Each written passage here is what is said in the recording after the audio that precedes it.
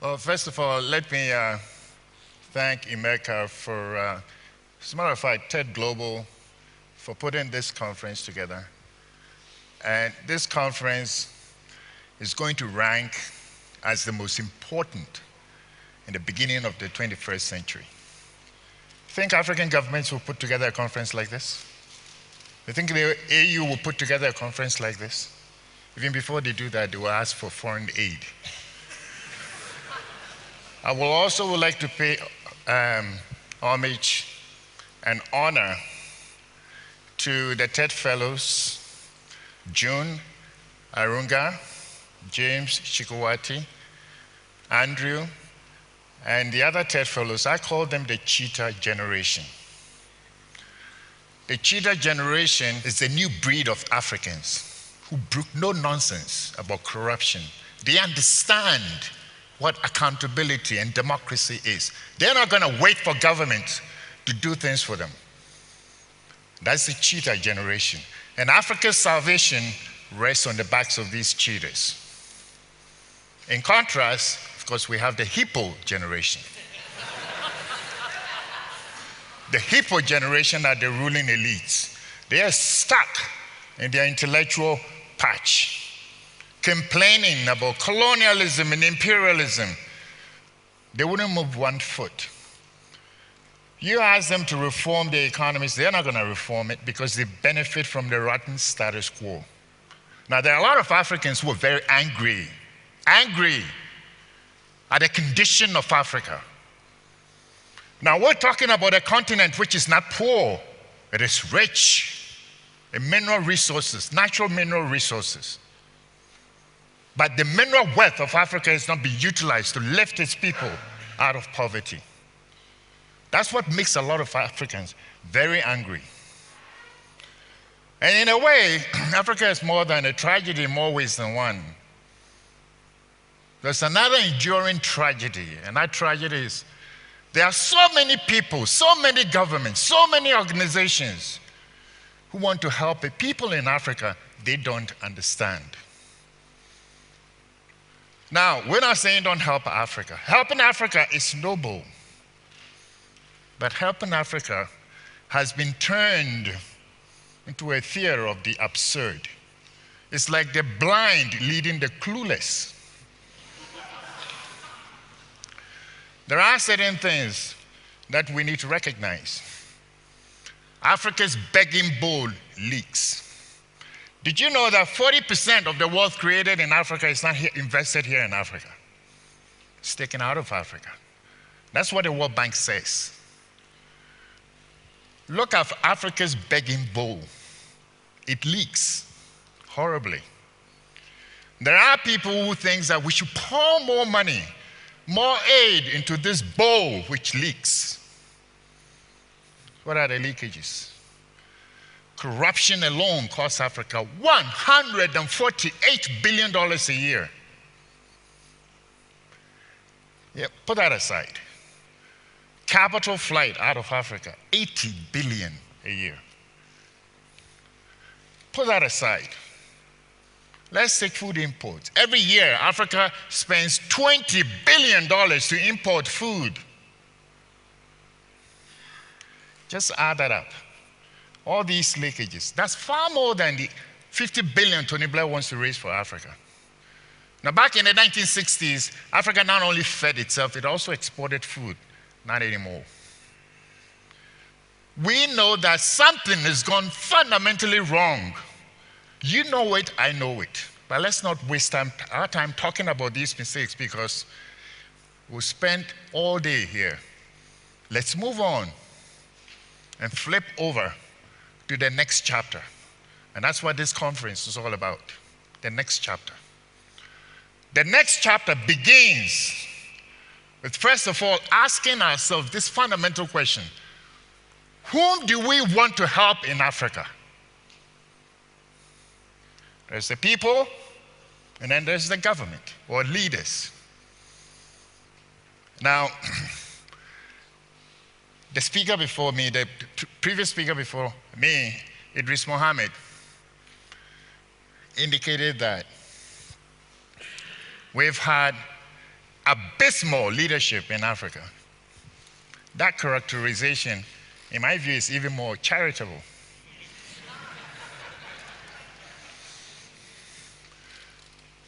I belong to an internet discussion forum, an African internet discussion forum, and I asked them, I said, since 1960, we've had exactly 204 African heads of state since 1960.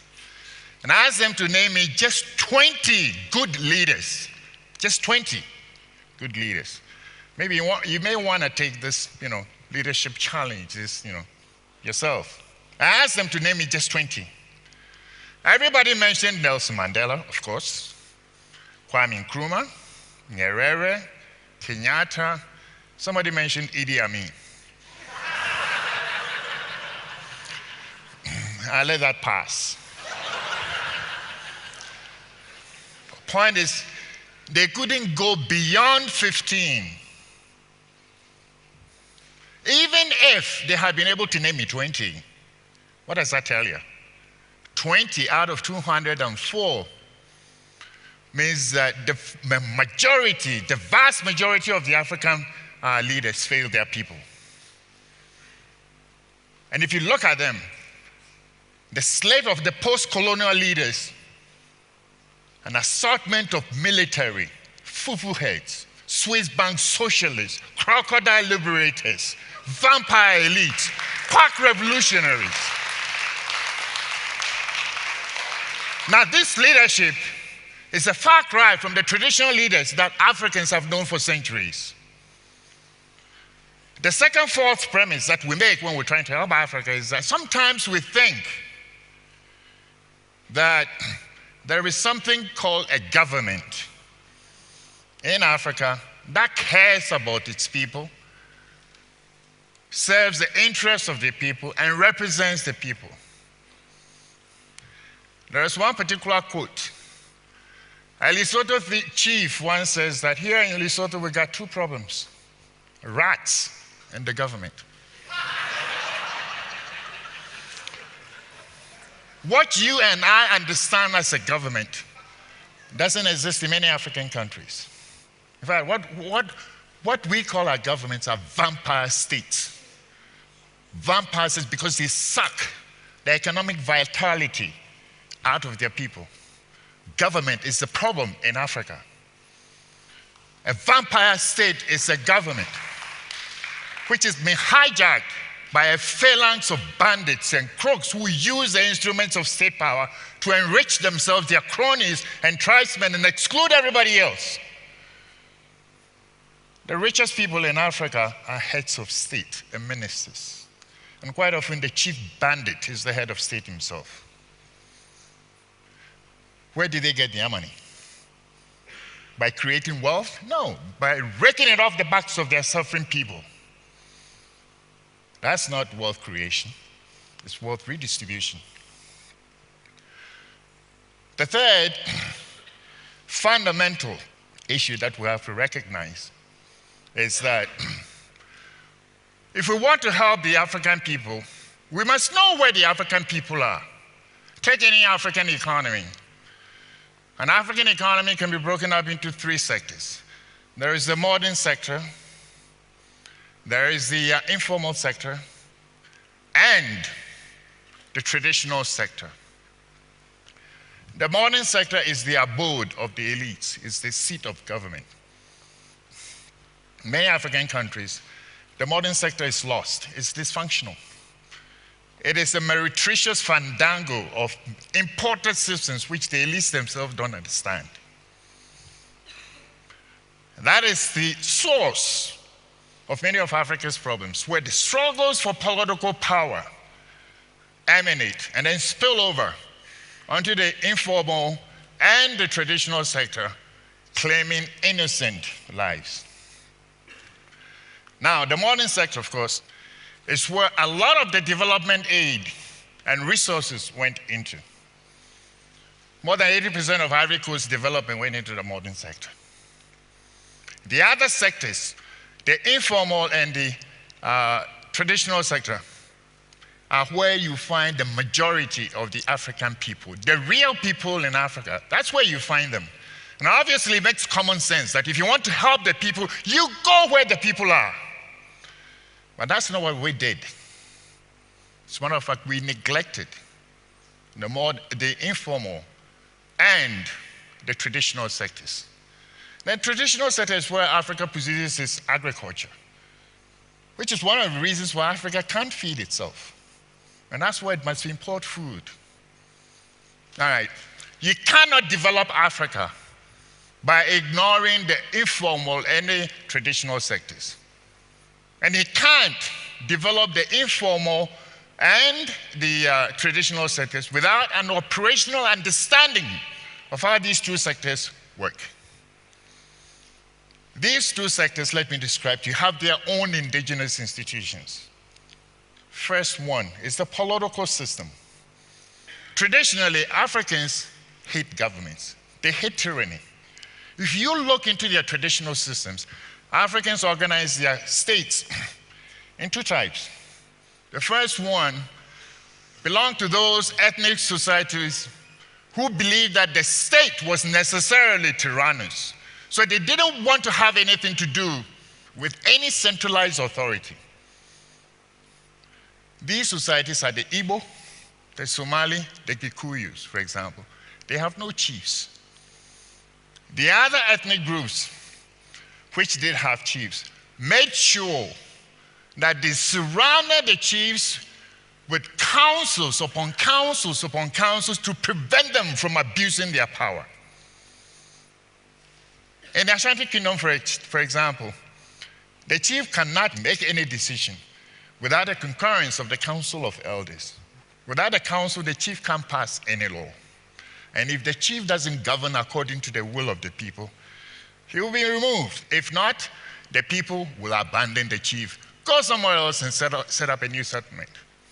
And even if you look in ancient African empires, they were all organized around one particular principle, the confederacy principle, which is characterized by a great deal of devolution of authority, decentralization of power.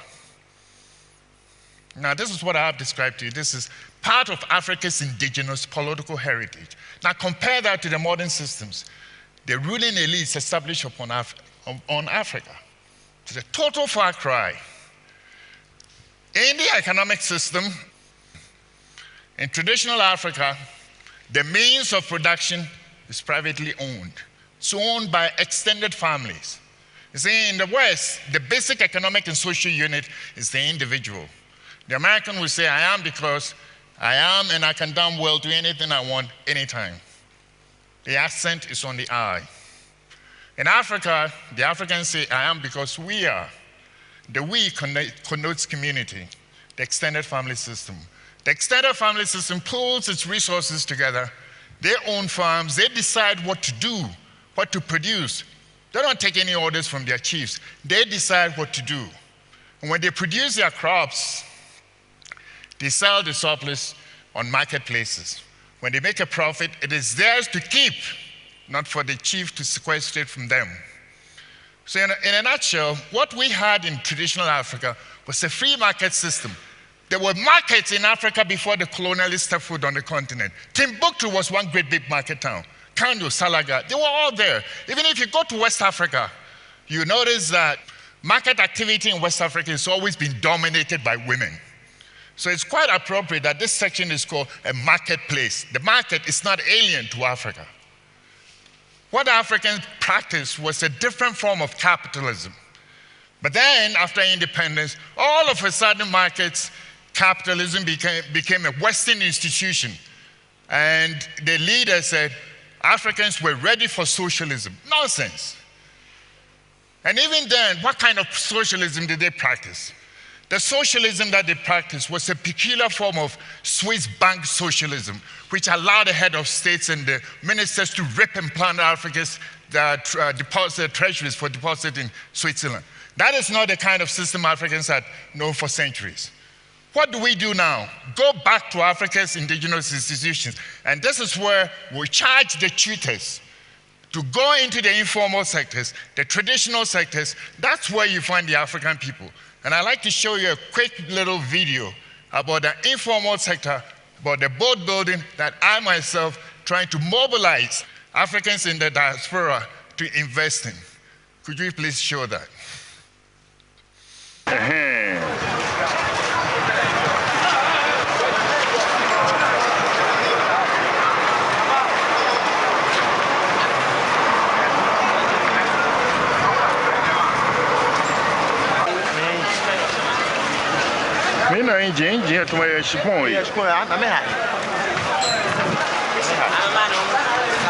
Traditionally, Ghanaians have gone fishing in these small boats. Here is an enterprise. This is by a local Ghanaian entrepreneur using his own capital.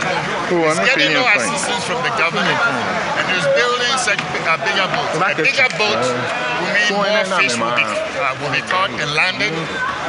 Means that you will be able to employ more Ghanaians.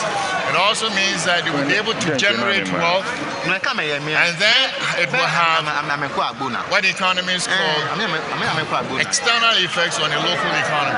All that you need to do, all that the elites need to do is to move this operation into something which is enclosed so that the operation can be made more efficient. Now, it is not just this informal sector. There is also traditional medicine. 80% of Africans still rely on traditional medicine. The modern health sector has totally collapsed. Now, this is an area, I mean, there is a trove of wealth in the traditional medicine area. This is where we need to mobilize Africans, in the diaspora especially, to invest in this. We also need to mobilize Africans in the diaspora, not only to go into the traditional sectors also, but to go into agriculture and also to instigate change from within. We were able to mobilize Ghanaians in the diaspora to instigate change in Ghana and bring about democracy in Ghana.